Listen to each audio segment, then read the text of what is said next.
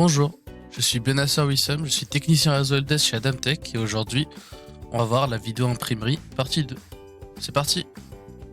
Alors dans cette vidéo on va voir les termes les plus importants quand on parle d'imprimante et quand on veut choisir une nouvelle imprimante. Donc on va voir le meilleur choix économique pour chaque utilisateur.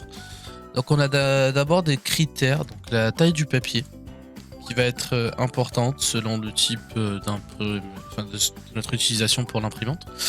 On a le type de papier, donc soit des papiers épais, par exemple des papiers Canson, enfin on va pas imprimer avec du papier Canson, mais c'est un peu pour vous donner l'idée. Le type de papier c'est très important également parce que si on veut imprimer des certificats par exemple, ça va être très important de ne pas avoir un papier régulier. Donc ensuite on a aussi la vitesse d'imprimerie qui va donc être importante selon votre utilisation. Par exemple, si vous avez besoin d'imprimer un contrat très rapidement, vous êtes une grosse entreprise, vous avez besoin d'imprimer des contrats pour vos fournisseurs, ce genre de choses, ça va être très important d'imprimer assez rapidement. Et la vitesse de scan, si vous avez besoin de scanner, de numériser certaines choses. Alors le duty cycle, traduit littéralement en temps de vie, ça va être une notion très importante parce que du coup on va comparer par exemple là, dans cet exemple une grosse imprimante et une petite imprimante. Donc le duty cycle va s'appliquer sur ces imprimantes. Donc pour la petite imprimante, on va dire que par mois, on vous donne un exemple, elle peut imprimer 500 fois par mois. On va dire c'est un exemple.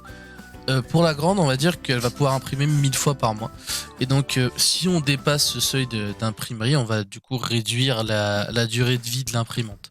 Et du coup, la notion de duty cycle, c'est une notion basique en imprimerie. Et du coup, c'est très important. Un autre point assez important, donc la qualité d'impression. Donc la qualité d'impression, c'est similaire à la qualité de résolution pour les photos.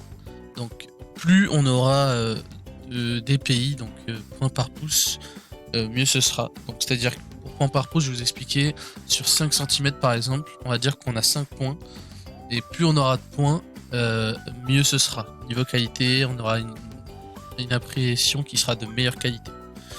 Donc la mémoire d'imprimante aussi, c'est un critère important parce que ça va permettre de savoir à quel point on peut automatiser une imprimante et mettre en file d'attente des tâches. C'est-à-dire que j'ai envie d'imprimer par exemple une photo, et j'ai envie de mettre plein d'impressions derrière, c'est-à-dire que j'ai besoin d'imprimer mon CV, une lettre de motivation, ce genre de choses, des choses très importantes. Est-ce que je peux automatiser ces tâches et dire à l'imprimante j'ai besoin de faire ça, ensuite cela, et c'est un critère qui s'appelle la mémoire de l'imprimante. On a aussi un autre critère assez important, c'est l'impression des deux côtés. Ça peut paraître basique, mais c'est un critère assez compliqué parce que il n'y a que les imprimantes récentes qui ont cette fonctionnalité. Alors la notion qu'on va aborder, la dernière notion qui va être la plus importante, ça va être la notion de rentabilité, donc cost efficient en anglais. Donc on va voir plusieurs facteurs. Donc, on a 3 facteurs principaux. Il y a le prix de base de l'imprimante, le prix de l'encre et combien de pages on va pouvoir imprimer. Donc je vous ai fait un petit tableau explicatif, donc les termes et les valeurs ne sont absolument pas réels, hein, c'est juste vraiment pour expliquer. Donc on a l'imprimante A et l'imprimante B. Donc A qui est censé représenter l'imprimante pas chère, un peu cheap, low cost, et l'imprimante B, une bonne imprimante un peu chère on va dire. Et donc on va voir que les prix de base on va être à 200 sur l'imprimante A et 400 sur l'imprimante B.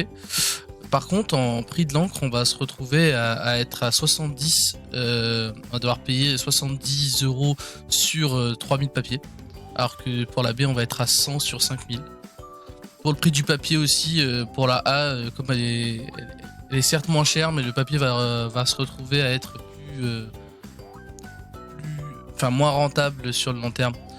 Et du coup on en vient à la conclusion du coup que sur un an on a 2400 € pour l'imprimante A et 2200 pour l'imprimante B. Donc on a donc un exemple de faux cher, c'est-à-dire que on a l'imprimante qui est censée être la plus chère, qui va nous être plus rentable sur le long terme, et même sur 3 ans, comme vous pouvez voir avec les valeurs.